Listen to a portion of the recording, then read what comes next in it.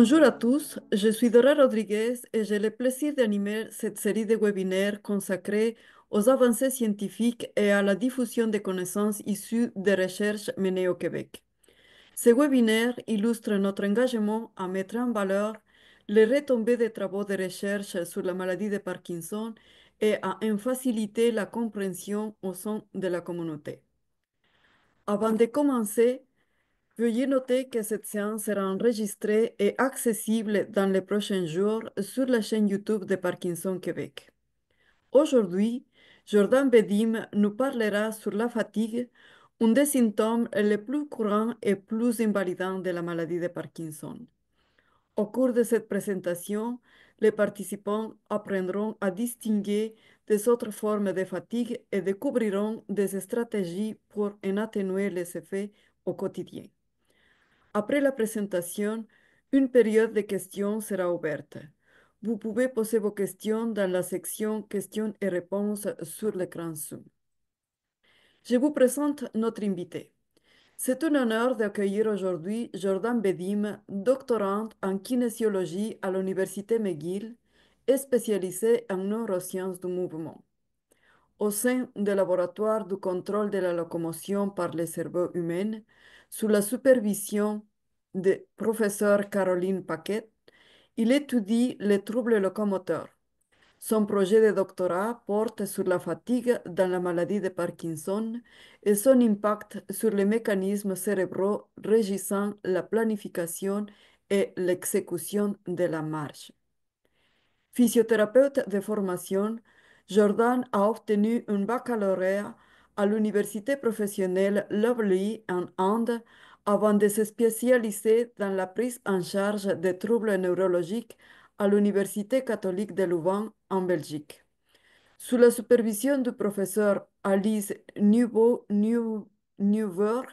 il a mené ses premiers travaux de recherche sur les épisodes de blocage de la marche dans la maladie de Parkinson. En parallèle, Jordan est passionné par l'enseignement et le transfert de connaissances. Il est auxiliaire d'enseignement en neurophysiologie et développement moteur ainsi que chargé de cours en apprentissage moteur à l'Université McGill. Son engagement dépasse le cadre universitaire. Il contribue activement à la formation continue des professionnels de la réadaptation neurologique via l'Institut de neurosciences appliquées et de rééducation fonctionnelle et l'association NeuroReaf Training, initiative qu'il soutient dans son pays d'origine, le Cameroun. Enfin, Jordan est affilié au département de kinésiologie et d'éducation physique de l'Université McGill, ainsi qu'au Centre de recherche interdisciplinaire en réadaptation de Montréal métropolitain. Nous avons aujourd'hui le privilège d'accueillir un expert engagé dont les travaux contribuent à une meilleure compréhension et prise en charge des troubles locomoteurs liés à la maladie de Parkinson. Bienvenue Jordan et merci pour ta présence parmi nous. Alors, j'arrête le partage de mon écran. Merci Dora, c'est moi qui te remercie. Euh, je vais partager mon écran.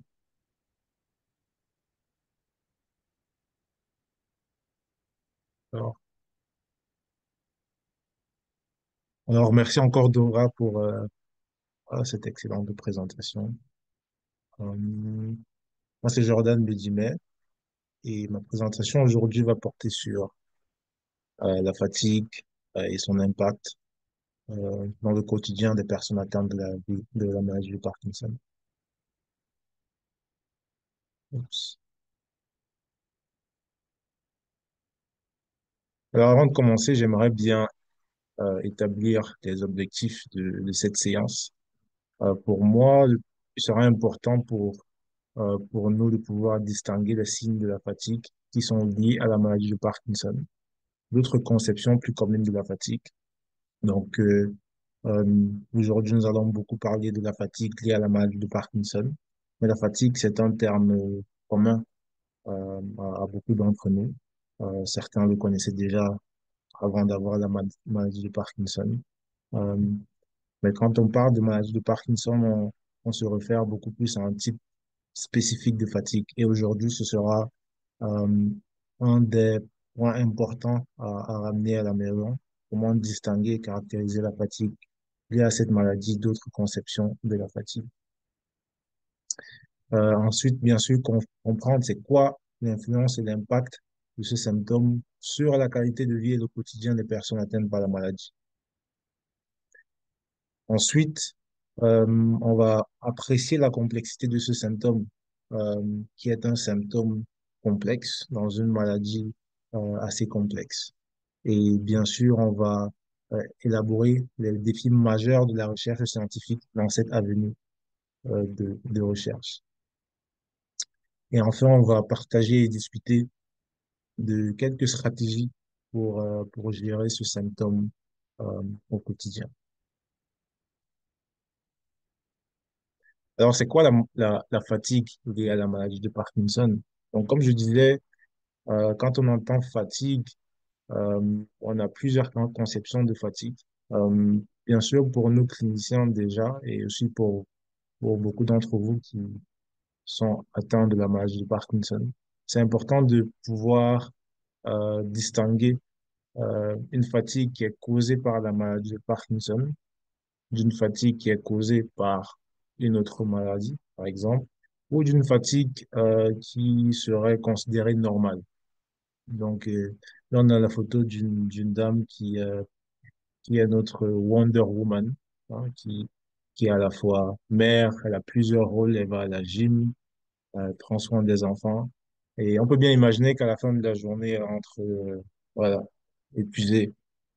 Euh, donc, elle va ressentir une fatigue qui sera considérée normale. C'est la fatigue à laquelle nous sommes tous exposés, à laquelle nous sommes tous familiers. Donc, quand on classifie la fatigue, on distingue premièrement ce type de fatigue. On va la nommer une fatigue physiologique. Donc, c'est une fatigue qui est attendue et qui est considérée normale après un grand effort. Si vous allez courir un marathon, par exemple, il est normal qu'à la fin, vous soyez fatigué, qu'après, vous avez dépensé énormément d'énergie. Euh, Par contre, il y a un autre type de fatigue qu'on va qualifier de pathologique, donc associé à une pathologie, à une maladie. Euh, c'est le cas des maladies neurologiques, dont la maladie de Parkinson aussi, où la fatigue qui sera ressentie ne sera plus considérée normale, elle sera au-dessus des degrés de la sévérité qui a attendu.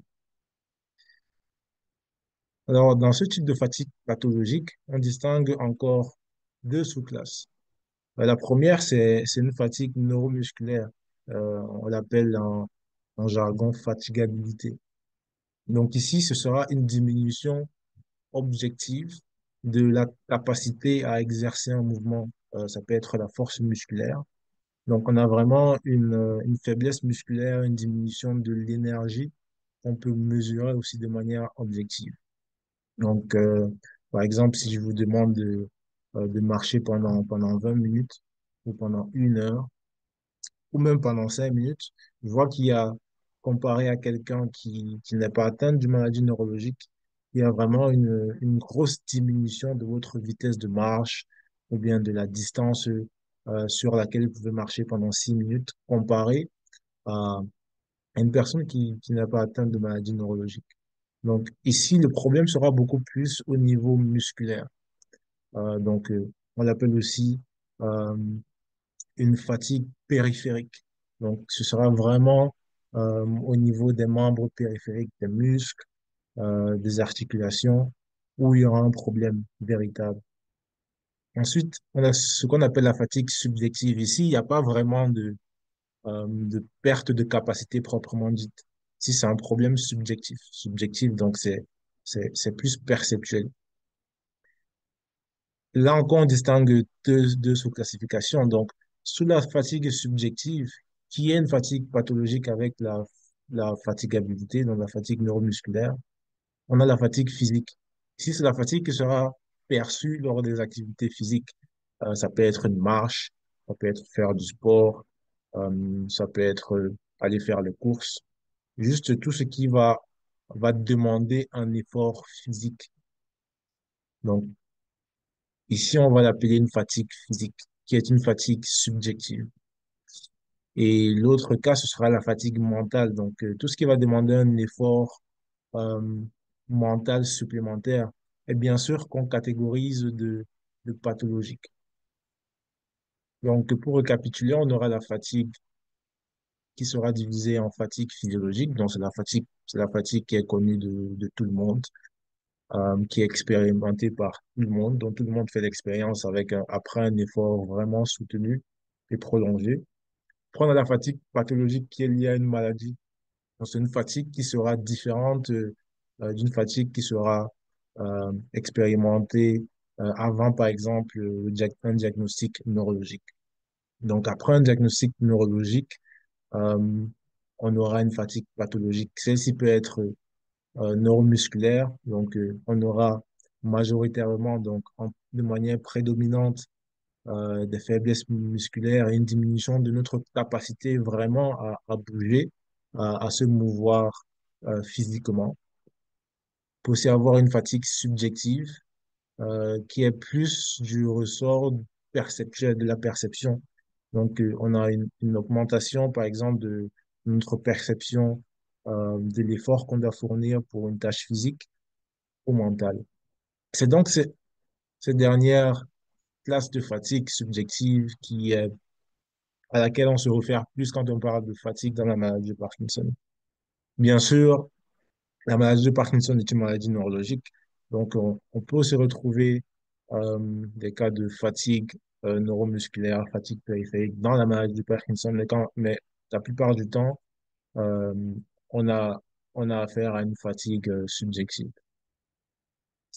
Donc la fatigue dans la maladie de Parkinson se définit donc comme une perception accrue, et c'est ça le mot-clé, perception accrue de l'effort physique ou mental qui est nécessaire pour s'engager dans une activité, pour exécuter une tâche. Donc, c'est une fatigue qui sera généralement décrite comme intense. Et bien sûr, euh, le mot fatigue n'est pas nécessairement celui qui sera utilisé en fonction des langues et des dialectes. Voilà, il y aura d'autres mots, mais généralement, ce qui va indiquer euh, que c'est quelque chose de problématique, de pathologique, ce sera l'intensité de la fatigue, à quel point on se sent fatigué. Mais surtout, ce sera une fatigue qui, qui apparaît chaque jour et qui n'a pas l'air de se dissiper par le sommeil.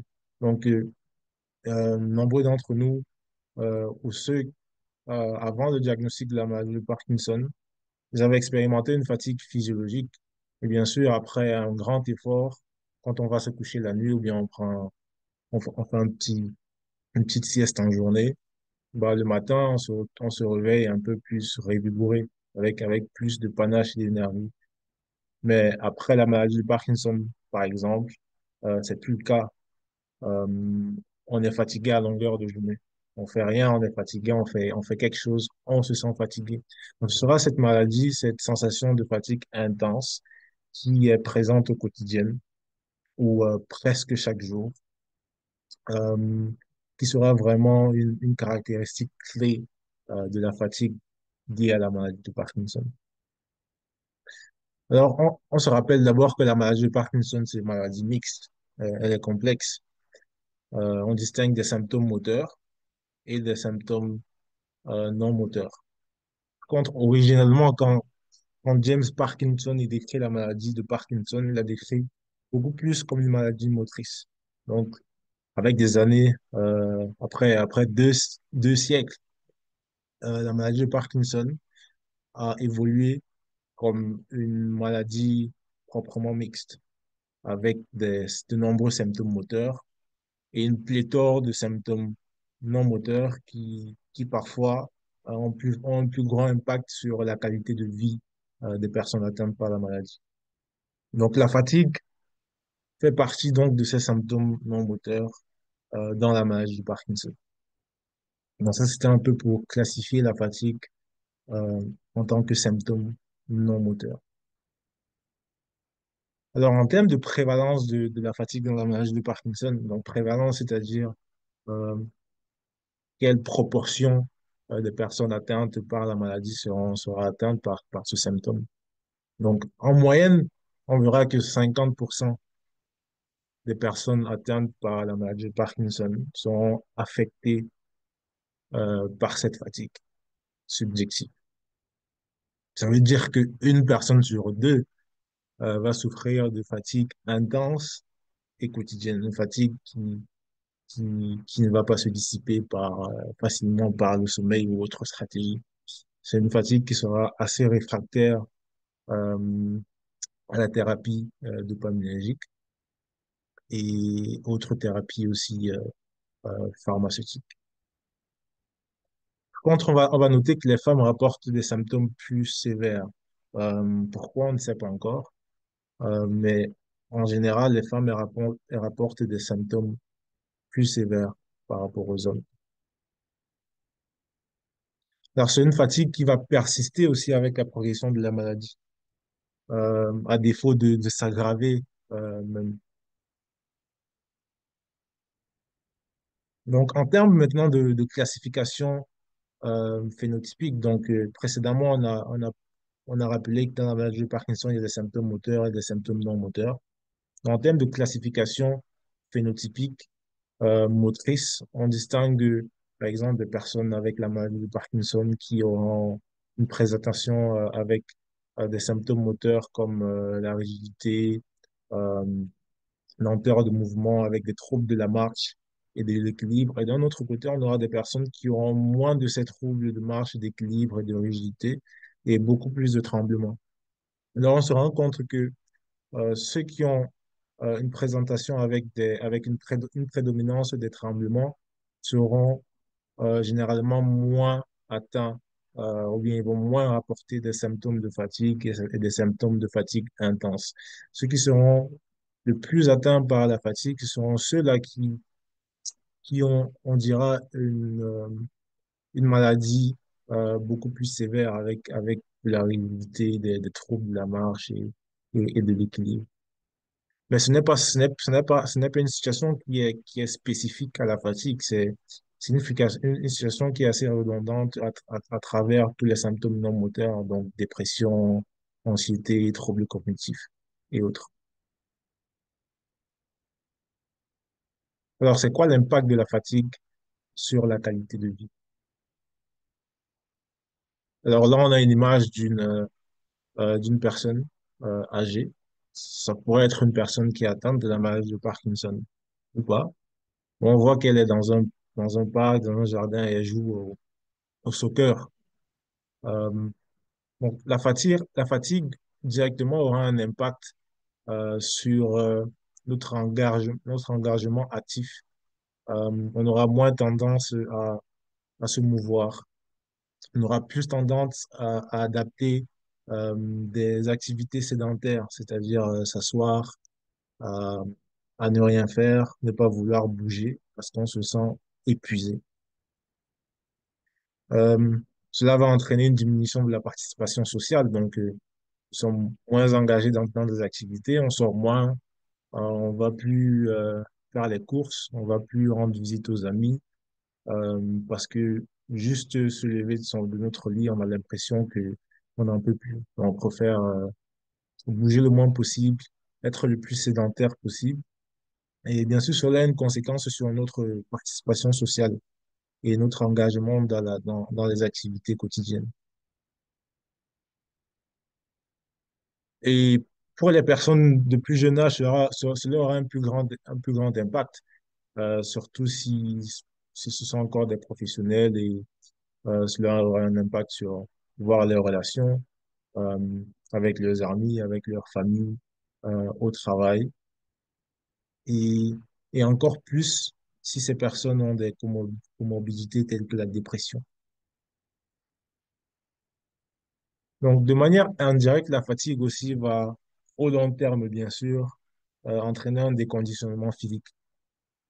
Par déconditionnement physique, je veux dire que le fait qu'on est moins actif, on est plus sédentaire, on bouge pas beaucoup, au bout d'un certain moment, la faiblesse musculaire s'installe. On est plus à risque euh, de tomber quand on marche.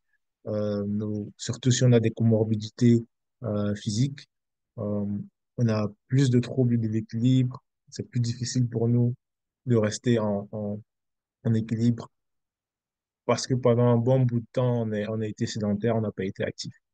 Donc ça sera une conséquence secondaire on va dire, du fait d'être inactif physiquement et très sédentaire. Donc cela va entraîner l'augmentation du risque de chute. Et les chutes, on sait les effets adverses que ça peut causer. Et à partir de ce moment, euh, il y a des événements euh, négatifs qui peuvent s'enchaîner, des fractures et autres. Donc la fatigue, c'est un symptôme complexe. Euh, on verra qu'il a associé à d'autres symptômes non moteurs aussi. Donc, c'est un symptôme moteur, mais qui a tendance à s'associer à montrer des associations euh, en termes euh, de corrélation à d'autres symptômes non moteurs qui sont assez liés, tels que l'apathie, donc le manque de motivation, euh, les tendances dépressives, euh, à l'anxiété, les troubles du sommeil.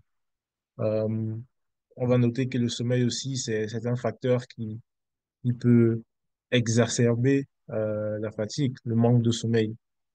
C'est un facteur clé. Si que vous ayez la maladie de Parkinson ou pas, si vous ne dormez pas, c'est clair que vous serez fatigué. Donc, sans sommeil, la fatigue s'installe de manière impérative. La somnolence en journée, différence entre le sommeil et la somnolence. La somnolence, ce sera beaucoup plus pendant la journée. Des tendances à entrer dans des vapes à, voilà, à perdre, par exemple, le fil de sa pensée, ne plus se souvenir de ce qu'on faisait la dernière minute. Et des troubles cognitifs, donc des petits trous de mémoire. Donc la fatigue sera associée à ces différents symptômes non moteurs de la maladie de Parkinson. Néanmoins, on va noter que la fatigue va rester un symptôme indépendant de ces derniers. Donc, par exemple, si vous avez la fatigue et la dépression et que vous suivez une thérapie pour la dépression, la fatigue ne sera pas diminuée, la sévérité de la fatigue ne va pas être apaisée par la thérapie, par exemple, de la dépression ou de l'anxiété. Euh, et si on verra qu'elle apparaît assez tôt dans la maladie de Parkinson. Donc, la fatigue, c'est un des premiers symptômes de la maladie de Parkinson. Et parfois même, elle est déjà présente dans la phase prémotrice. Par phase prémotrice, je fais rapport à la phase euh, pré-symptomatique par les symptômes moteurs, donc avant l'apparition des premiers symptômes moteurs tels que la rigidité, les tremblements, la fatigue peut déjà être là, tout comme d'autres symptômes non moteurs aussi, comme euh, diminution du sens de l'odorat, euh, euh, dépression aussi, troubles du sommeil, bien sûr. Donc, la fatigue fait aussi partie de ces symptômes non moteurs qui peuvent déjà être présents euh, avant le diagnostic clinique, donc avant l'apparition des symptômes moteurs ou des signes moteurs. Et parfois même, la fatigue peut être la principale raison des visites médicales qui vont conduire à ce diagnostic clinique là, éventuellement. Donc, on note aussi que un tiers des personnes de la maladie de Parkinson rapportent ce symptôme comme être leur symptôme le plus affligeant. Donc, un tiers, c'est 33% de la population de personnes avec la maladie qui rapportent la fatigue comme le symptôme le plus affligeant. Donc, c'est un gros pourcentage. Malheureusement, les causes ne sont pas encore connues. Voilà, les causes ne sont pas encore connues. Mais il y a eu beaucoup d'avancées euh, scientifiques dans les récentes années. Donc, il y a un certain nombre d'hypothèses assez probantes ou des pistes d'exploration Donc, il y a de l'espoir. Euh, Par exemple, on associe de plus en plus la fatigue à une diminution de la motivation intrinsèque. Par motivation intrinsèque, on parle de motivation interne. Une motivation interne à l'exécution d'une tâche ou une activité. Donc, par exemple, je veux aller faire les courses. À quel point je suis stimulé ou motivé de manière intrinsèque pour aller faire cette activité. Donc, on remarque que les personnes ayant la maladie de Parkinson et qui souffrent de fatigue semblent avoir des niveaux de motivation intrinsèques liés à l'exécution de certaines tâches, de certaines activités physiques ou mentales euh, assez réduites. C'est aussi associé à des difficultés attentionnelles. Donc, on peine à rester focalisé, à rester concentré sur une longue durée ou à rester concentré sur l'exécution d'une tâche. Donc, on a décidé, par exemple, euh, d'aller marcher pendant 10 minutes, mais c'est difficile pour nous de rester concentré sur la tâche qu'on s'est confiée. Donc, il y a des troubles attentionnels. Et bien sûr, il y a une surestimation du coût énergétique. Donc, on va surévaluer la quantité d'énergie qu'on doit dépenser pour exécuter une tâche. Et cela est particulièrement vrai pour les tâches les plus simples. Donc, les tâches complexes, bien sûr, elles sont complexes. Donc, si une tâche est très compliquée, voilà, elle est très compliquée. Mais généralement, c'est dans les tâches les plus simples que les personnes atteintes de la maladie de Parkinson et la fatigue vont surestimer la quantité d'énergie que ça va leur coûter de s'engager, par exemple, dans une petite marche, dans un petit footing, et aller faire des courses. Il y aura une surestimation, une surévaluation du coût énergétique que ça va leur demander. Donc ça, c'est un peu les conceptions récentes, les hypothèses probantes en matière de ce qui pourrait causer ou ce qui sera associé à la fatigue d'un point de vue euh, mécanistique. Alors, quels sont les principaux challenges de l'avancée scientifique? Pourquoi après tant d'années, après, je dirais parce qu'il y a 25 ans, la fatigue n'était pas reconnue comme ou alors comme un symptôme majeur de la maladie de Parkinson. Donc, il y a eu cette reconnaissance-là. Mais 25 ans après, il n'y a pas toujours euh, de, de- il y a des débuts de compréhension, mais il n'y a pas toujours de solution. Et elle n'est pas toujours complètement comprise. Alors, le plus gros challenge, là, on a une citation to measure is to know. Donc, mesurer, c'est comprendre. Le plus gros challenge, c'est elle est difficile à mesurer. Donc, la complexité de ce symptôme, sa nature subjective et aussi multidimensionnelle. Donc, quand on parlait de fatigue subjective, on a parlé de l'aspect physique et de l'aspect mental. Euh, et aussi, entre autres, l'impact de la fatigue dans l'activité de tous les jours. Donc, cette nature multidimensionnelle et subjective la rend difficile à mesurer. Donc, euh, on aura tendance à être dépendant des outils de mesure subjectifs tels que les questionnaires. Et qui dit questionnaire dit être dépendant de la capacité déjà des personnes qui développent ces questionnaires-là à connaître, comprendre le symptôme et aussi être dépendant de la capacité des personnes qui rapportent ces symptômes dans les questionnaires à comprendre vraiment euh, ce qu'elles ressentent et pouvoir décrire de manière précise leurs symptômes euh, dans un questionnaire.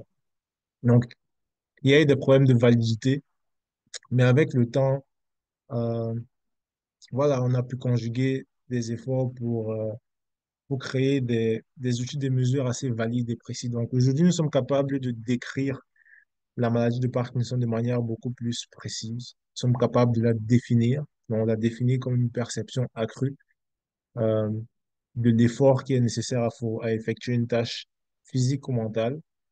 Donc, on sait déjà que c'est moins une question de faiblesse musculaire ou de fatigue neuromusculaire. Bien sûr, dans la maladie de Parkinson, l'aspect de fatigue neuromusculaire, une perte de capacité physique peut aussi être un problème, mais la plupart du temps, ce n'est pas le cas. La plupart du temps, c'est plus ce côté subjectif, c'est ce déficit perceptuel auquel on a affaire. Donc aujourd'hui, on est capable de mieux la décrire, de mieux la distinguer d'autres types de fatigue. Euh, Néanmoins, il y a encore voilà, de l'espace pour des améliorations, d'où l'importance des sessions d'information telles que celle-ci qui nous permettent déjà de, voilà, de faire comprendre aux, aux personnes qui vivent avec la maladie de Parkinson, c'est quoi les avancées de la recherche, qu'est-ce qu'on pense de la fatigue, comment est-ce qu'on la définit, comment est-ce qu'on la distingue d'autres types de fatigue, afin qu'elles puissent déjà s'appréhender de ces informations-là et, et pouvoir en retour déjà comprendre leurs symptômes mieux et pouvoir les décrire de manière plus précise et exacte.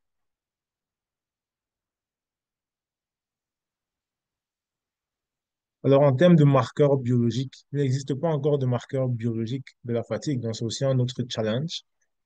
Il est important de savoir que le principal système, bon, ou un des principaux systèmes qui est en défaillance dans la maladie de Parkinson, donc le système dopaminergique, donc le manque de dopamine, ne serait pas fortement impliqué dans les mécanismes qui causent la fatigue. Donc, d'autres systèmes non dopaminergiques semblent jouer un rôle prépondérant. On va citer par exemple la sérotonine, la noradrénaline. Donc, la fatigue est de plus en plus reconnue comme un symptôme non dopaminergique, raison pour laquelle il sera assez résistant et réfractaire à la thérapie standard dopaminergique, donc la lévodopa. Donc, la lévodopa ne va pas diminuer la sévérité de la fatigue. Néanmoins, dans nos récentes études, dans notre laboratoire, donc une des études qui est dans le cadre de ma thèse, on observe des différences intéressantes dans l'activité, au niveau de l'activité du cerveau pendant la marche. Donc, on sait que la fatigue euh, est un des principaux facteurs qui contribuent à, à l'augmentation de la perception des difficultés de la marche. Euh, donc, nous, ce qu'on fait, c'est qu'on veut un peu voir au niveau du cerveau quels sont des marqueurs en termes d'activité du cerveau qui peuvent distinguer une personne qui a la fatigue d'une personne qui n'a pas la fatigue. Donc, ce qu'on remarque récemment, c'est il y a des zones du cerveau qui sont particulièrement actives chez des personnes qui ont la fatigue et pas autant chez d'autres qui n'ont pas de fatigue. Et ces zones-là corroborent avec déjà des hypothèses probantes en termes de motivation et d'attention euh, dans la maladie de Parkinson qui pourrait causer la fatigue, mais aussi avec les trouvailles d'autres études mécanistiques sur le cerveau euh, qui portent sur la fatigue dans la maladie de Parkinson. Donc ça, c'est déjà intéressant. Mais est-ce qu'il y a une zone spécifique du cerveau ou est-ce qu'il y a un marqueur singulier biologique de la maladie de Parkinson, de la fatigue dans la maladie de Parkinson? Euh, Nous ne pensons pas. On pense qu'il y a beaucoup de systèmes qui sont en jeu. Il y a beaucoup de zones cérébrales du cerveau qui sont en jeu. Il y a beaucoup d'agents biologiques, de neurotransmetteurs qui jouent un rôle. Donc, l'image est beaucoup plus complexe que ça, mais on commence à avoir des éléments de réponse. On a des hypothèses probantes qui sont quand même le socle de plusieurs études et hypothèses scientifiques qui sont explorées. Et on commence à avoir des débuts de réponse en termes d'un point de vue d'activité cérébrale et mécanistique. Maintenant, sur le plan biomécanique, c'est-à-dire la mécanique du corps, est-ce qu'on a des marqueurs biomécaniques? Donc, on se dit, nous sommes fatigués, il y a perte d'énergie. On espère, surtout les cliniciens de rééducation, ils espèrent généralement trouver un marqueur biomécanique de la fatigue. Donc, généralement, si vous voyez la photo, dans les laboratoires, on va vous inviter à participer à une recherche ou, euh, par exemple, sur l'évaluation des performances de votre marche. Et généralement, on va vous faire porter euh, des moniteurs qui vont mesurer vos mouvements et il y aura un chercheur ou deux hein, qui sera derrière un ordinateur qui va essayer un peu d'analyser les données. Malheureusement, jusqu'ici, on ne trouve pas de marqueurs biomécaniques, donc en termes de mécanique du corps, donc, pas d'éléments qui distinguent de manière spécifique et précise des personnes qui ont la fatigue, des personnes qui n'ont pas de fatigue en termes de performance de la marche. Donc ça, c'est intéressant parce que ça confirmera le fait que la fatigue serait donc réellement un problème perceptuel et non un problème de déclin de la capacité physique à exécuter une tâche. Donc, ce qui se passe, c'est on invite des personnes avec la maladie de Parkinson à participer à une étude dans nos laboratoires et on les fait marcher pendant plusieurs minutes. On a des tâches simples, des tâches complexes et après, on essaie de voir, OK, euh, comment est-ce qu'il performe de manière biomécanique? Est-ce qu'on voit de claires différences entre les deux, des différences qui pourraient nous permettre d'identifier de manière assez précise ceux qui ont la fatigue et ceux qui n'ont pas de fatigue? Malheureusement, dans nos études et dans plein d'autres études sont portées sur le sujet, on voit pas de différence d'un point de vue biomécanique. Donc, cela confirmerait donc l'hypothèse selon laquelle ce serait plus la fatigue qui est liée à la maladie de Parkinson serait beaucoup plus un problème subjectif et perceptuel qu'un problème de fatigabilité ou de fatigue neuromusculaire. Et c'est possible que l'influence de la fatigue se fait ressentir beaucoup plus dans des conditions euh, qui sont fortement liées à des facteurs motivationnels et comportementaux. Donc, quand on vous invite à participer à une étude dans le laboratoire, généralement, c'est un temps limité. C'est pour 1 heure, 2 heures de temps. Et généralement, les facteurs motivationnels et comportementaux ne sont pas identiques à, à ceux auxquels vous êtes déjà accoutumés dans votre vie de tous les jours. Parce que quand vous venez dans un laboratoire, euh, il y a l'effet euh, déjà psychologique de venir dans un laboratoire, donc ça peut modifier déjà votre performance en termes de marche, ça peut modifier votre comportement et vous pouvez être beaucoup plus motivé que d'habitude. Donc, cela nous amène à des avenues d'opportunités en recherche. Donc, euh, une de nos études aussi est beaucoup plus portée sur, sur la mesure de l'activité physique sur une plus longue période et dans l'environnement de tous les jours et sans supervision. Donc, ce qui s'est passé, par exemple, dans notre récente étude, c'est qu'on a invité des personnes à venir effectuer des performances de la marche dans le laboratoire et on mesurait la biomécanique, on mesurait aussi l'activité cérébrale. On s'est rendu compte il y avait pas vraiment de grosses différences en termes de performance de la marche quand on le mesurait sur un point de vue mécanique. Mais sur un point de vue cérébral, on voyait qu'il y avait des différences intéressantes. Il y avait des zones complètement distinctes d'un groupe à l'autre. Donc, c'est-à-dire des personnes qui avaient la fatigue et pas au niveau du cerveau. Mais on ne voyait pas de différence au niveau de performance de la marche proprement dite. Donc, ça confirme un peu l'hypothèse que c'est un symptôme assez subjectif et que les différences se font beaucoup plus au niveau perceptuel. Maintenant, on se dirige beaucoup plus vers des environnements et des mesures plus écologiques. Donc, on se dit que la fatigue sera beaucoup plus présente, ou alors l'effet de la fatigue sur l'activité de la marche, l'activité physique sera beaucoup plus mesurable sur une plus longue durée. Et bien sûr, pas dans un laboratoire, forcément, ou bien pas dans un hôpital, mais ce sera chez vous, euh, dans la rue. Donc, on vous fait porter ce genre de moniteur d'activité. Donc, on vous envoie à la maison. Pas besoin de supervision, on n'est pas avec vous. Et là, on peut mesurer votre activité physique. Euh, sans supervision à distance. Donc, on vous donne ce moniteur, vous passez un nombre de jours, disons 5 jours, une semaine, et après, vous le ramenez chez nous. Et avec ça, on peut extraire des données et voir à quel point vous étiez actif pendant ce laps de temps. Donc, cela nous permet déjà de mesurer votre activité physique pendant une plus longue durée.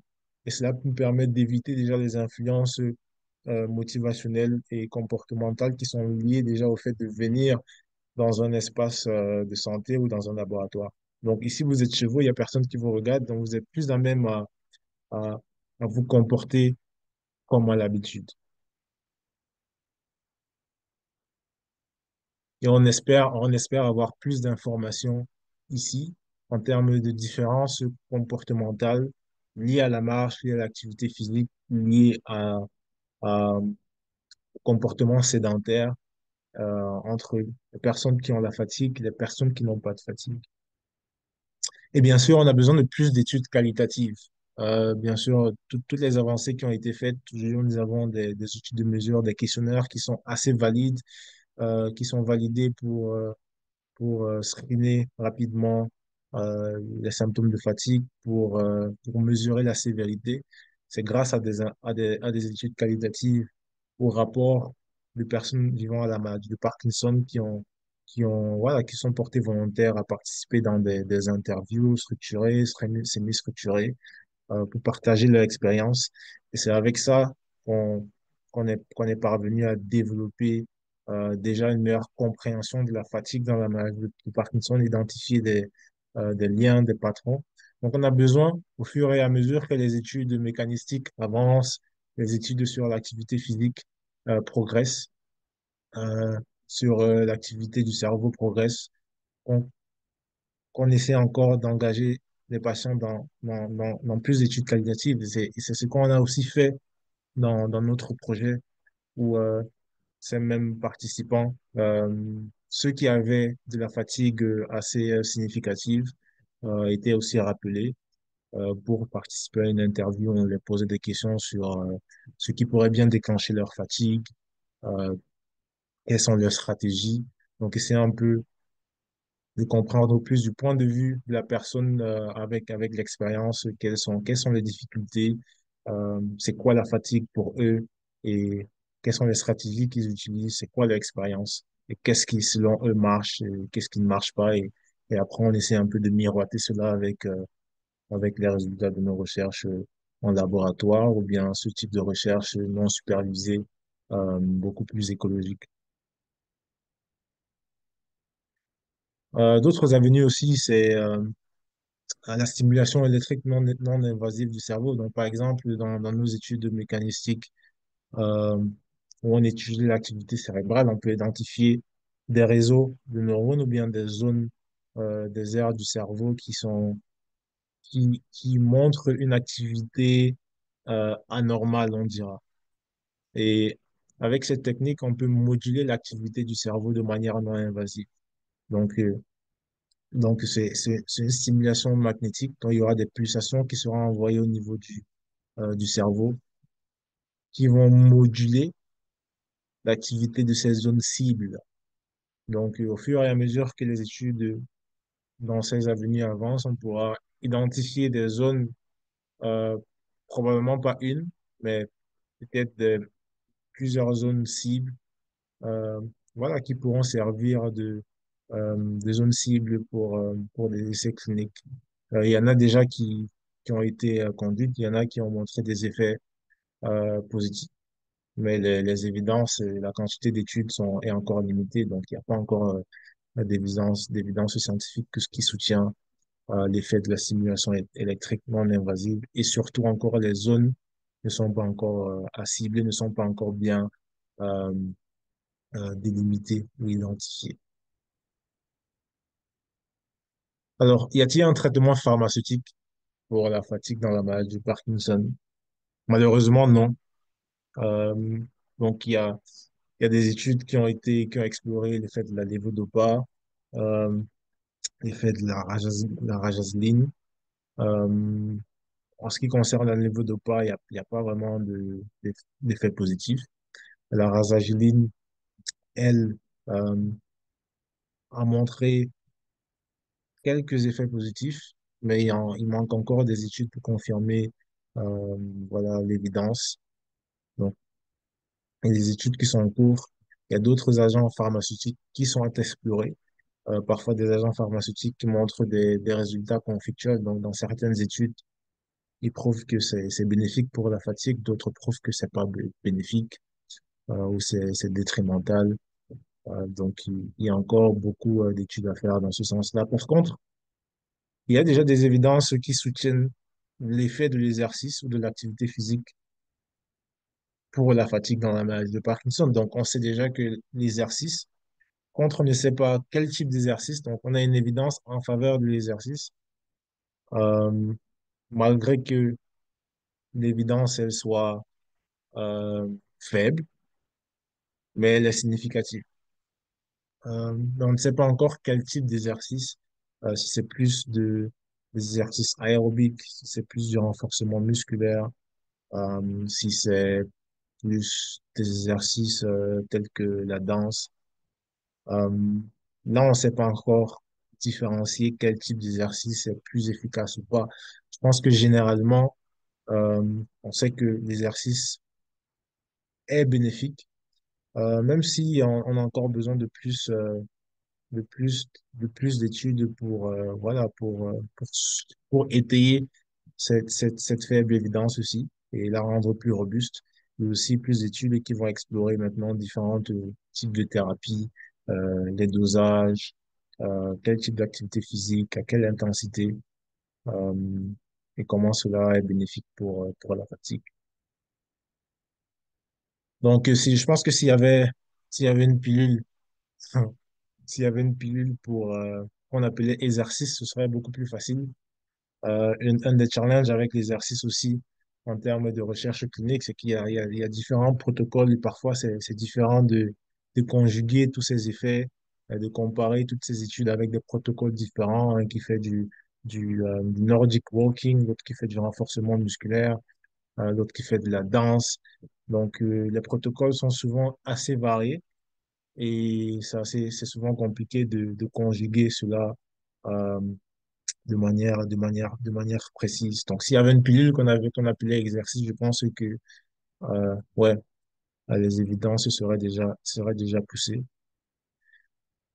Donc, une des stratégies pour gérer la fatigue, pour moi, bon, pas juste pour moi, il y a une évidence scientifique dessus, c'est vraiment de rester actif. Et surtout, pas besoin d'en faire trop. Il s'agit de maximiser ce qui est intrinsèquement. Donc, rappelez-vous, on a dit euh, qu'on associe de plus en plus la fatigue à un déficit, euh, un manque de motivation intrinsèque. Donc, vraiment, je suis motivé de manière interne à effectuer cette tâche, euh, ce qui est aussi lié à d'autres symptômes non moteurs comme l'apathie. Donc, il ne suffit pas je veux dire, pas besoin de faire des tonnes, d'aller soulever, je sais pas, 100 livres, euh, de grosses haltères et de s'épuiser. Parce que si vous commencez par des exercices trop lourds pour vous, bien sûr que ça va vous épuiser. Donc, dans des études qualitatives, on demande des stratégies que les personnes avec la fatigue adoptent.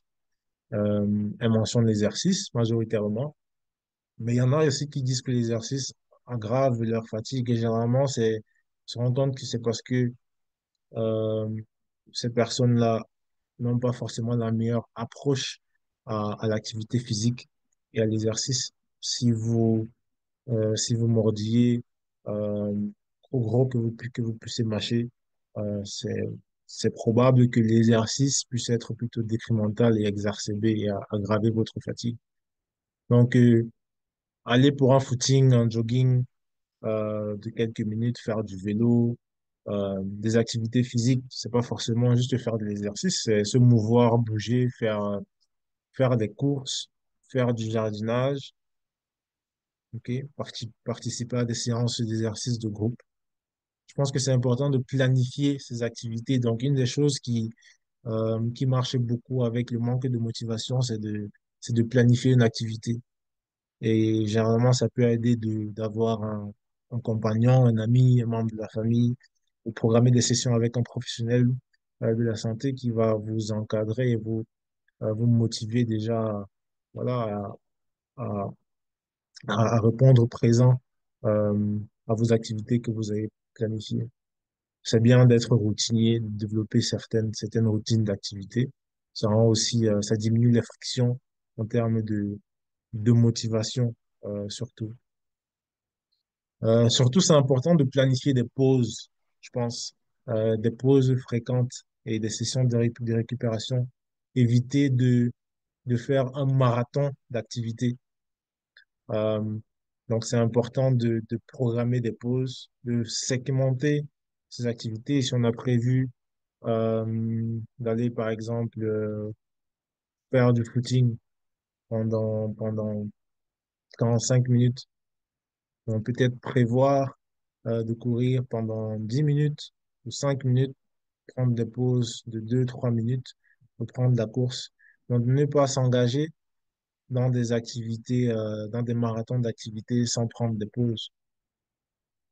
Alors, il y a des études qui prouvent que, et pas des études dans des personnes avec la maladie de Parkinson, euh, des études même chez des personnes non atteintes de maladies neurologiques, qui prouvent que le simple fait de se lever, donc on est au boulot, on travaille sur un ordinateur, le simple fait de se lever pendant 2 minutes, euh, assez fréquemment, toutes les 30 minutes, toutes les 45 minutes, toutes les 1 heure, juste se lever pour 2 minutes, ah, c'est un effet vraiment significatif. À la fin de la journée, ça nous permet d'économiser un peu cette réserve d'énergie qui va nous permettre d'aller vraiment, voilà, puiser dans ces activités à la fin de la journée, que ce soit rentrer à la maison cuisiner, rentrer à la maison, ressortir faire du footing, de la marche, faire quelques courses et peut-être lire un livre.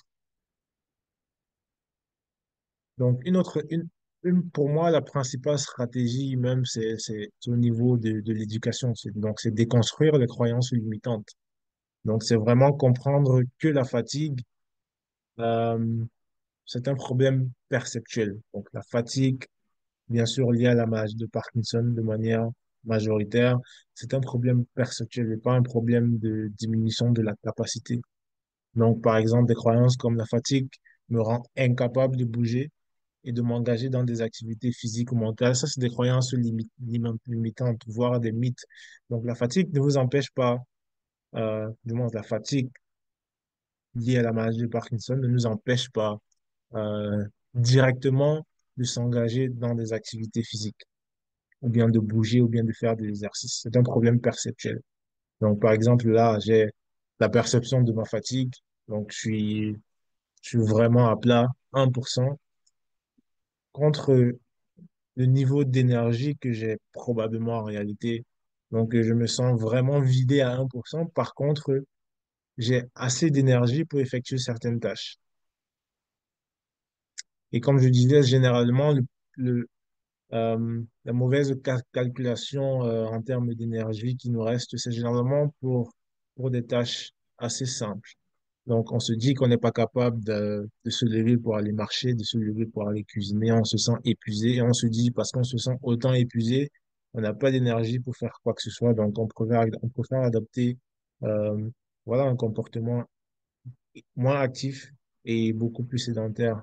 Donc, je pense que déconstruire ce genre de croyances, comprendre déjà que ma fatigue, c'est plus un problème perceptuel et ça semble moins être quelque chose qui limite premièrement ma capacité. Ça semble moins être un problème de faiblesse musculaire. Bien sûr, je ne dis pas qu'il peut pas avoir de faiblesse musculaire ou peut pas avoir de fatigue neuromusculaire. Je dis que la plupart du temps, ce ne sera pas le facteur dominant. Donc, la plupart du temps, il y aura ce problème de perception où euh, ce qu'on perçoit n'est pas en phase avec la réalité, d'un point de vue énergétique. Donc, la plupart du temps, on a probablement cette énergie-là pour aller faire ses courses, pour marcher, pour aller faire du footing. Alors, c'est important maintenant d'user des stratégies motivationnelles, comportementales et surtout s'engager dans des activités qu'on aime. parce qu'on sait que, ouais, par exemple, on dit faire de l'exercice, c'est positif, mais si vous faites de l'exercice euh, et que vous êtes fâché en faisant de l'exercice et que vous êtes hyper déprimé, l'exercice, ça aide pour la dépression, mais si vous faites de l'exercice étant complètement fâché, c'est difficile vraiment de récolter les bénéfices de l'exercice. Donc, on sait, la recherche nous informe que faire de l'exercice est beaucoup plus bénéfique quand on le fait de manière joviale, quand on prend plaisir à ce qu'on fait. Là, on récolte le maximum de bénéfices de l'exercice et de l'activité physique. Donc, c'est important de se primer, de se mettre un peu dans des conditions optimales en termes de motivation et d'attitude vis-à-vis de la mobilité. Donc, donc par ricochet, ça emmène un peu à des stratégies telles que la thérapie cognitivo-comportementale, qui est une forme de psychothérapie où il sera question de revoir un peu avec ça peut être un thérapeute de la santé mentale, un psychiatre, de revoir un peu nos pensées limitantes, nos pensées négatives et comment cela affecte notre comportement. Donc, c'est une thérapie assez vague, mais qui peut s'appliquer à plusieurs symptômes tels que les troubles de l'humeur, euh, les troubles perceptuels, euh, des émotions telles que la fatigue. Donc, lors de cette thérapie, on va adopter des pensées et des attitudes beaucoup plus positives qui vont renforcer l'engagement dans des activités quotidiennes. Donc, on aura on va on va un peu écarter des pensées négatives qui limitent par rapport à la fatigue, qui limite notre engagement optimal ou l'utilisation optimale de notre vraie capacité énergétique durant la journée et va nous permettre de vraiment s'engager plus dans nos activités, augmenter notre participation et notre épanouissement social.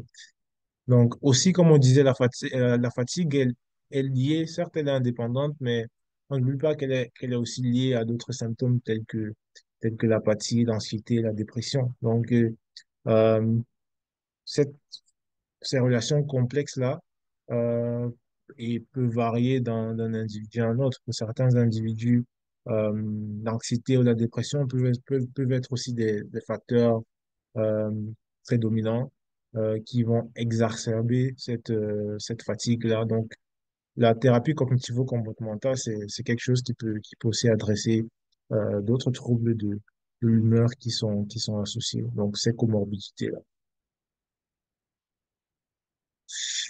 Et bien sûr, on n'oublie pas les bonnes habitudes de sommeil, surtout pour ceux qui auront des troubles du sommeil. Donc, la fatigue est aussi associée aux troubles du sommeil. Donc, si vous avez des troubles du sommeil, et comme je disais, bah, pour tout le monde, si vous ne dormez pas, la fatigue s'installe. Donc, c'est primordial de maintenir de bonnes habitudes de sommeil, se donner assez de temps pour dormir. Bien sûr, le temps va varier d'une personne à une autre, mais surtout si vous avez des troubles du sommeil, si vous avez des difficultés vraiment à vous endormir la nuit, ça vous prend 1 heure, 2 heures avant de vous coucher, vous vous réveillez fréquemment la nuit. Je pense que c'est encore beaucoup plus important pour vous de mettre une emphase sur de bonnes habitudes de sommeil, programmer des heures de sommeil, bloquer des heures. Si vous avez des difficultés à vous endormir, bloquer plus d'heures pour le sommeil, planifier des séances des petites siestes pendant la journée. Aussi une bonne nutrition, euh, manger sain. Vous pouvez faire appel à un professionnel de la santé, d'un nutritionniste. La méditation aussi et d'autres techniques de relaxation. Donc, c'est vraiment penser l'âge, euh, voilà, tout ce qu'un individu pourrait faire quand il se sent fatigué. Donc, méditer, relaxer, se relâcher, le massage, des spas, tout ce qui pourrait aider à relâcher la tension, d'un point de vue physique, mais aussi d'un point de vue mental. Et bien sûr, il ne s'agit pas d'être tout le temps actif, euh, mais aussi Le fait d'être plus actif ne veut pas dire qu'on est moins sédentaire. Donc, je peux être très actif, faire beaucoup d'exercices, mais je peux aussi être très sédentaire en même temps. Être beaucoup couché, dormir trop longtemps pendant la journée. Euh, voilà, donc essayer aussi d'augmenter l'activité physique, mais en même temps de diminuer le temps passé dans des activités sédentaires inactives. Donc, on va noter que parmi les activités sédentaires, il y en a celles qui sont actives par rapport à l'engagement cognitif. Donc, par exemple, si là, je suis assis, je suis en conférence, je suis en train de parler, euh, mon cerveau, il travaille, donc ce sera considéré comme une activité sédentaire beaucoup plus active. Lire un livre, euh, lire le journal, c'est des activités sédentaires beaucoup plus actives. C'est différent de rester juste assis à ne rien faire. Donc c'est tout, ça c'est une liste de références scientifiques. Ceux qui seraient intéressés à explorer les récentes avancées. Et ouais, c'est tout, je vous remercie.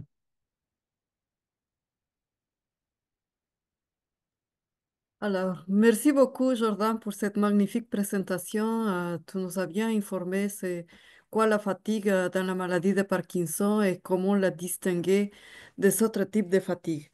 Tantôt, dans ta présentation, tu parlais de la stimulation électrique non invasive. Est-ce que cette technique est pratiquée au Québec ou est-ce qu'il y a des études qui se font au Québec? Sur la fatigue, euh, Oui. Appliquée. particulièrement au Québec, pas que je sache, mais c'est une technique, il y a des études hors du Canada. Dans notre laboratoire, c'est quelque chose que nous envisageons. Donc, pour l'instant, nous ne sommes pas, il n'y a pas d'études qui portent sur la stimulation électrique pour la fatigue, pour d'autres conditions, pour la marche dans un cadre général, donc vraiment une cohorte générale de Parkinson, mais pas de manière spécifique pour la fatigue. Éventuellement, oui, nous pensons que il serait d'abord primordial d'identifier voilà, les régions qui sont potentiellement impliquées euh, dans les mécanismes causant la fatigue avant d'explorer ça, du moins dans notre laboratoire. C'est un peu l'échelonnage qu'on s'est fixé. Parfait, merci. Donc, on va passer à répondre à des questions de la part de nos participants. Donc, il y a quelqu'un qui nous Ouais. dit, déjà 20 ans que j'ai la maladie, j'ai 44 ans, je me lève, peu importe l'heure, et je suis encore fatiguée. Pour mes proches, c'est impossible à comprendre le pourquoi. Qu'est-ce que tu aurais à dire à cette personne? Bah, merci d'avoir partagé. Bah, je pense que ça décrit exactement voilà, ce qu'est la fatigue dans la maladie de Parkinson. C'est une fatigue voilà, qui a l'air d'être indépendante du nombre d'heures que vous passez sur le matelas. Pourquoi, comme je l'ai dit, on ne sait pas encore pourquoi c'est le cas. Euh, on pense que c'est un état assez prolongé et constant, par exemple, du cerveau. On essaie d'identifier les zones qui sont impliquées. Mais jusqu'ici, on ne saurait pas dire exactement quelle est la cause de cette fatigue. On pense euh, il y a des difficultés attentionnelles. On pense qu'il y a une baisse de motivation intrinsèque, mais on ne sait pas encore vraiment exactement dans quelle zone du cerveau est situé le problème. On a des pistes, mais aujourd'hui, on ne sait pas encore exactement pourquoi. Mhm. Est-ce que ça, ben, tu nous avais bien expliqué qu'il n'y a pas un lien direct avec le manque de dopamine, mais est-ce qu'il y aura des autres hormones comme l'endorphine ou la sérotonine, l'oxytocine encore, qui seraient en lien avec la cause de la fatigue chez les personnes malades de Parkinson? Ouais, la sérotonine, oui. Donc, il y a des études qui ont montré qu'il y a des zones du cerveau qui montrent une diminution de la dopamine aussi. on voit que la levodopa n'est pas effective, n'est pas efficace, mais il y a des zones du cerveau qui ont montré une diminution de l'absorption de dopamine beaucoup plus prononcée chez des personnes avec la maladie de Parkinson, avec la fatigue.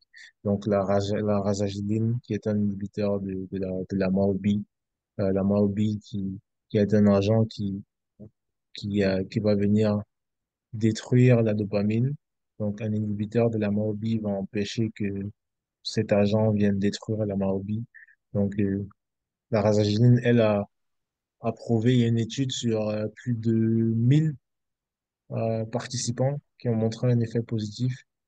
Bon, mais jusqu'ici, il y a pas encore assez d'études pour vraiment étayer euh, ces résultats comme évidence clinique.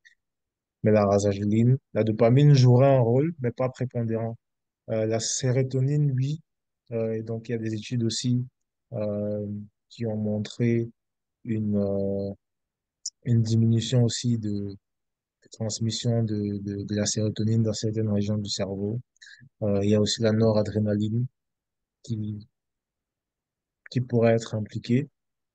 Euh, mais là encore, il y a pas beaucoup d'études voilà, qui repliquent euh, les résultats. Merci. Une autre question, quand est-il préférable de faire de l'exercice physique en considérant qu'on a des périodes on et des périodes off le long de la journée? Ouais, donc en termes de fluctuation, c'est plus intéressant de faire l'exercice physique quand on est on. Parce que quand on est on, c'est là où on est à notre meilleur. Donc, par exemple, quand vous allez chez le physiothérapeute, la plupart du temps, il veut que vous travaillez quand vous êtes on. Parce que c'est aussi là que vous pouvez maximiser euh, la neuroplasticité. Donc, c'est là où vous êtes vraiment à votre meilleur. Donc, vous voulez être le plus actif possible, faire de l'exercice au max possible quand vous êtes on. Généralement, quand vous allez en clinique, on va essayer de vous évaluer en off quand vous avez, par exemple, des troubles comme le blocage de la marche, parce qu'on essaie de voir à quel point c'est sévère, surtout si chez vous, ça vous cause plus de problèmes quand vous êtes en off. On essaie un peu d'évaluer c'est quoi vraiment les difficultés que vous avez quand vous êtes en off et essayer un peu de manière préemptive pallier à cela. Mais je pense que l'activité physique, aussi pour limiter les effets adverses comme des chutes, parce que quand vous êtes en off, mais que vous avez des troubles de l'équilibre, vous n'êtes pas à votre meilleur. Donc, c'est plus sécuritaire de faire de l'exercice en. Parfait, merci beaucoup. Il y a quelqu'un qui nous demande de clarifier si on parle du sport ou d'activité physique. On parle plus de sport euh, et d'activité physique en général. Donc, ici encore, il n'y a pas vraiment de distinction entre sport et activité physique en termes d'évidence. Je dirais plus exercice de sport, donc les études qui faisaient de l'aérobic, euh, du renforcement musculaire, du nordic walking. Euh, je sais pas s'il y avait de la danse dans les aérobics, je me rappelle pas précisément. Mais en termes d'activité physique, de distinction, exercice, activité physique, il y a pas cette distinction-là à ce niveau. Donc, par rapport aux études cliniques, je dirais plus exercice. Euh, Personnellement, je dirais euh, le plus important maintenant par rapport à ce qu'on a comme évidence, c'est de dire, soyez actifs. Ne pensez pas que la fatigue vous empêche directement de vous mouvoir. Vous voyez ça, shifter un peu le focus sur diminuer la sensation de fatigue à être beaucoup plus actif, hein, maximiser l'utilisation de ma capacité énergétique. Et c'est possible qu'en faisant cela, en étant plus actif, voilà, il y a un effet reverse sur la sévérité de la fatigue elle-même. Donc, c'est vraiment shifter sur le focus sur soyez plus actif, faites de l'exercice. En termes d'évidence, il y a pas vraiment de distinction. Bon, on se focaliserait sur l'exercice, mais je pense que le message, c'est soyez plus actif. Parce que l'exercice aussi, c'est délicat. Ça demande beaucoup plus de supervision et on va pas faire de l'exercice toute la journée. Donc, généralement, c'est 1 heure, 1 h 30. Ça demande de la supervision. Donc, si vous avez l'occasion de faire des exercices structurés pour un début, peut-être avec un professionnel ou avec des amis qui ont une bonne expérience, faites-le. Donc, les évidences, même si faibles, sont en faveur de cela. Par contre, l'activité physique, c'est plus facile voilà, à divulguer, soyez plus actif parce que ça demande pas grand-chose. Et d'après les études de mécanistique qu'on a, on voit que l'impact de la fatigue, de cette perception et la limite qu'elle pose sur l'engagement physique, c'est pas toujours dans les plus gros exercices, dans les plus grosses tâches, les tâches complexes. C'est généralement dans les tâches les plus simples, comme juste se lever du lit, aller faire son petit déjeuner. Donc, parfois, c'est ça. Et s'il y a ce travail cognitif, cette compréhension poussée du symptôme où on l'appréhende mieux comme perceptuel et on se dit, j'ai pas forcément cette décadence énergétique que je perçois avoir et je peux aller faire ces petites marches-là.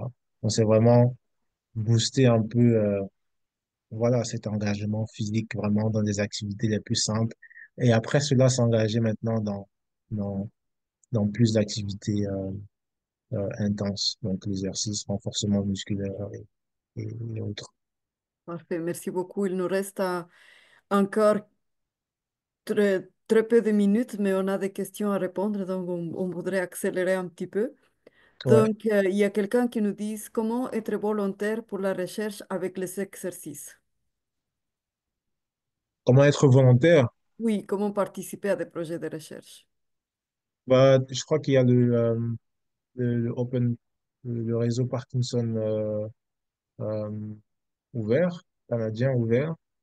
Donc, je crois que c'est un réseau qui connecte les participants, donc les personnes atteintes de la maladie de Parkinson, à des chercheurs, dont les chercheurs vont aller postuler, donc présenter leurs recherches, faire des annonces.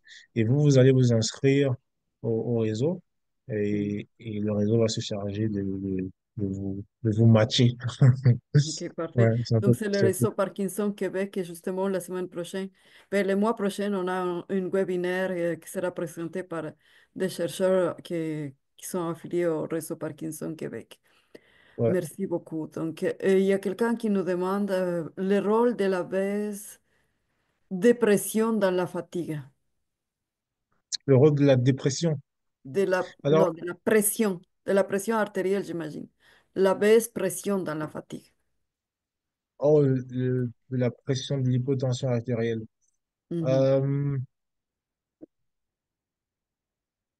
bah, il y a pas beaucoup d'études qui font le lien entre la baisse de l'hypotension artérielle dans la fatigue liée à la maladie de Parkinson.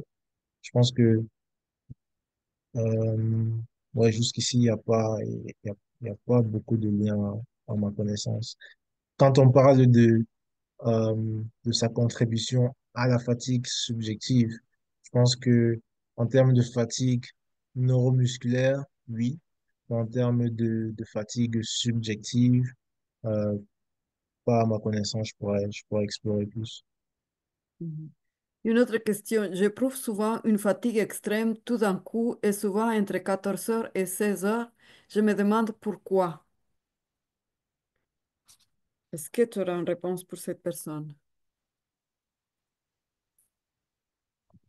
Est-ce que vous pouvez répéter? Est-ce que tu peux répéter, Dora? Oui, ça dit, j'éprouve souvent une fatigue extrême tout d'un coup et souvent entre 14 heures et 16 heures. Je me demande pourquoi. Donc la personne se demande pourquoi à ce moment-là de la journée. Oh, ça c'est intéressant. Euh, c'est pas, j'ai pas souvent entendu cela, que la fatigue arrive juste à un moment spécifique de la journée. Euh, je crois que durant nos interviews, ce qui revenait le plus, c'était une fatigue qui était présente, voilà, tout le long de la journée, mais une fatigue qui arrive soudainement à une période de la journée. Je sais pas, c'est intéressant. Bah, c'est pour ça que c'est assez complexe. Et c'est possible que ça varie d'une personne à une autre. Ce sera intéressant voilà, de participer dans plus d'études qualitatives pour partager ce genre d'informations afin de mieux comprendre et, ouais, et de toucher le maximum de personnes atteintes possible. Mais Oui, j'ai merci. pas de réponse à ça. Il n'y a pas de problème. Donc, une autre question. Vous avez mentionné que la fatigue serait davantage liée à des neurotransmetteurs autres que la dopamine. Est-ce que les antidépresseurs qui agissent sur la sérotonine et ou noradrénaline peuvent aider? Ouais, il y a des études. Je pense que ça dépend du facteur dominant parce que on va pas oublier que la fatigue, c'est aussi un des critères de diagnostic de la dépression. Donc, la fatigue a une taxonomie assez large. Donc, il y a plusieurs classifications. Donc, si on prend la fatigue au sens large du terme, oui, on sait que la fatigue est liée à la maladie à la dépression. Euh, donc, si la dépression, c'est un facteur dominant contribuant à la fatigue, bien sûr, ça peut aider. Maintenant, si on reste dans le cadre où on définit la fatigue subjective comme certes associée à la dépression, mais assez indépendante de cela, je pense que l'effet sera limité, sauf si la fatigue qui est ressentie, bien sûr, est majoritairement causée par la dépression. Dans ce cas-là, ce ne sera pas exactement la fatigue subjective dont on parle. Donc, ce sera une fatigue qui a été causée c'est un peu comme si vous avez de la fatigue parce que vous prenez des somnifères, par exemple. Donc, vous avez la fatigue, mais la cause est différente. Donc, vous allez traiter une cause différente de la fatigue, voilà, dont on ne connaît pas la cause et dont beaucoup de personnes de la maladie de Parkinson se plaignent. Mhm. Merci, j'ai un témoignage à partager. Donc, il y a une personne qui nous dit, c'est plus, c'est plus un commentaire qu'une question. J'ai 36 ans, j'ai la maladie de Parkinson, mère de deux enfants de 4 et 6 ans. Je le trouve, je trouve où le temps pour avoir de plus saines habitudes pour maximiser mes chances d'avoir de bonnes habitudes de sommeil. Juste la vie de tous les jours est assez pour être brûlée. C'est d'autant plus difficile de faire comprendre aux autres qu'on est plus que fatigué, car tous les jeunes parents sont brûlés, donc je ne devrais pas me plaindre. Bref, c'est un syndrome vraiment difficile à faire valoir, je trouve. Désolé pour les romans, mais merci beaucoup d'avoir partagé votre témoignage. Ouais, Une merci question beaucoup qui, pour le témoignage. est-ce Mais que, je voulais oui, faire un commentaire aussi sur ça.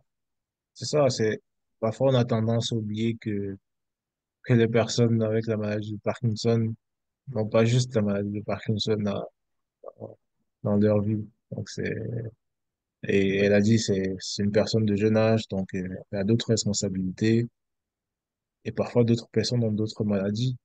Et la fatigue, parfois, je crois que historiquement, c'était négligé parce qu'il y avait beaucoup de focus sur les symptômes moteurs et parfois les gens ressentaient la fatigue, mais ils se disaient, bah, ça vaut vraiment pas la peine d'en parler parce il y a ça, il y a ça, il y a ça. Donc, ouais, juste ce commentaire comme quoi, ouais, c'est ça. Parfois, on oublie qu'il y a beaucoup plus que la maladie de Parkinson à gérer. oui, ça c'est Ouais. vrai. Puis nous avons une autre question.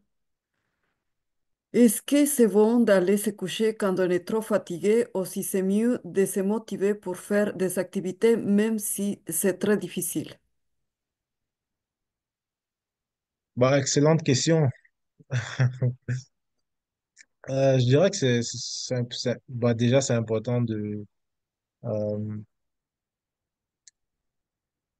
de se fixer des habitudes de sommeil. Donc, je pense que s'il se fait tard et que c'est l'heure de se coucher, d'essayer au maximum de se coucher. Donc, ne pas rester debout tard la nuit en voulant dire, oh non, je veux rester actif. Mais s'il se fait tard, si on s'est fixé un temps pour dormir, aller se coucher. Maintenant, pendant la journée, si c'est des tâches importantes euh, et des tâches aussi simples, essayez de s'efforcer parce que c'est possible que la fatigue que vous ressentez n'équivaut pas au fait que vous êtes incapable d'effectuer ces tâches-là. Donc, c'est vraiment de se donner des objectifs, oui, donc s'efforcer de bouger malgré la perception de la fatigue. Mais bien sûr aussi, savoir que bah, la fatigue, elle est aussi là. Donc, prévoir aussi, comme je disais, des séances de repos assez fréquentes. Donc c'est beaucoup plus stratégique dans la façon dont on bouge.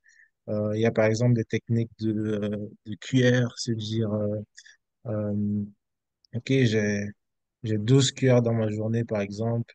Je vais faire cette activité. Cette activité-ci, je pense que ça me demande plus d'énergie, donc je vais attribuer 4 cuillères à cette activité. Cette activité, ça me demande moins d'énergie, je vais attribuer une cuillère. Donc, c'est un peu anticiper euh, peut-être les dépenses énergétiques qui sont requises pour certaines activités, mais tout en sachant que voilà, il y aura tendance à surestimer la plupart des activités simples par rapport aux activités complexes. Ouais, Parfait, merci. Donc, pour la personne qui nous dit comment rendre une personne plus active quand la maladie est très avancée, truc, conseil, donc nous allons déployer bientôt une rubrique scientifique. Là, on aborde plusieurs conseils pour vous aider à faire plus d'activités, même quand on est fatigué. Et voilà. Une autre question. Si on a de l'hypotension présente, est-ce que la prise d'un hypertenseur comme la matine peut diminuer la fatigue? oh, là, je sais pas.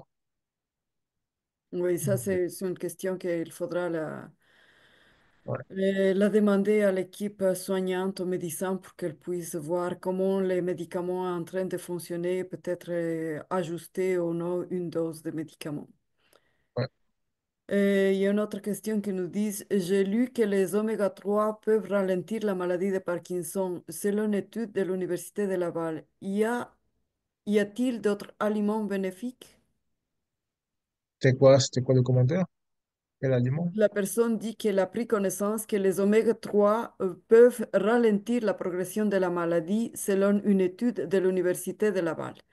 Elle nous demande si est-ce qu'il y a d'autres aliments bénéfiques. Ah, là, je saurais pas. Je suis pas très informé Mhm. en termes de diététique.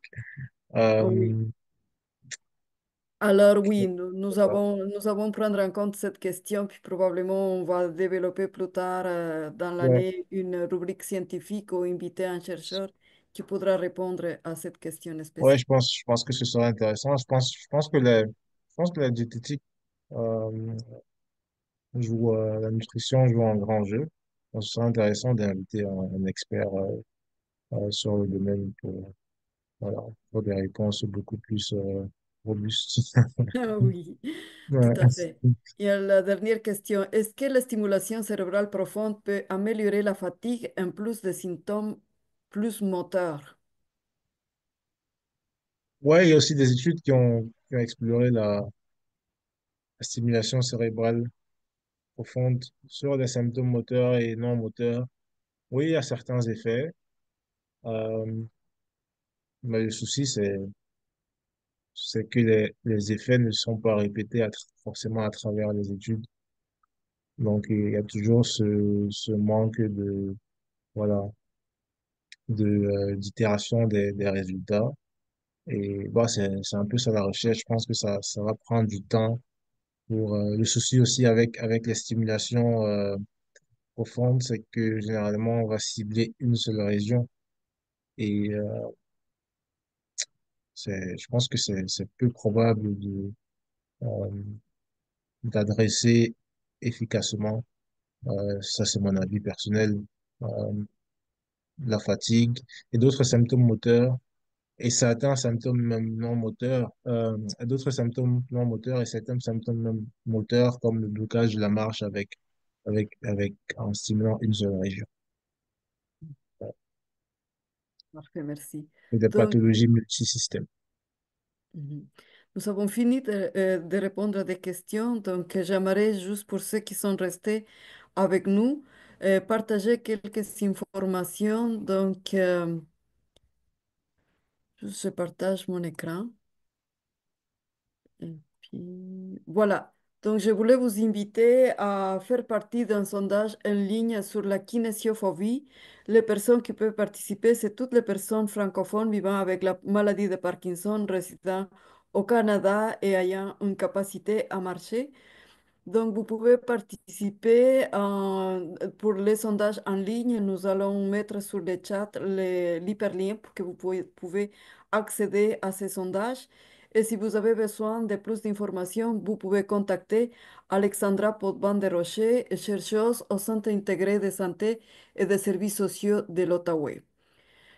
Donc, pour le mois prochain, nous avons invité Dr. Edward Fong, neurologue, directeur scientifique de l'Institut neurologique de Montréal, et Clotilde Dergot, directrice générale de Neurogenomics Partnership, à venir nous parler sur les avancées de la recherche sur la maladie de Parkinson développée par le groupe de chercheurs du réseau Parkinson Québec. Ce webinaire offrira un aperçu des contributions majeures de ce réseau à l'avancement des connaissances sur la maladie de Parkinson. Les participants comprendront comment les recherches menées au cours des dernières années ont permis de mieux cerner les mécanismes sous-jacents de la maladie et d'améliorer les traitements, ouvrant ainsi la voie à des avancées scientifiques pour les personnes touchées par la maladie, les cliniciens et la communauté scientifique. Donc, je vous invite à vous inscrire et être nombreux lors de ces webinaires. Finalement, je vous remercie à tous pour votre présence et spécialement à Jordan d'avoir été présent, d'avoir préparé cette présentation très éclairante sur la fatigue, un symptôme méconnu, mal compris de la maladie de Parkinson et de nous éclairer, de nous donner des stratégies, des tips de comment vaincre la fatigue, de nous rendre plus actifs. C'est pour pallier à cette fatigue-là qui nous empêche et qui a un impact important sur la qualité de vie. Donc, merci beaucoup, Jordan. Merci à tous ceux qui ont été présents ce soir et on espère vous retrouver prochainement. Bonne soirée. Merci.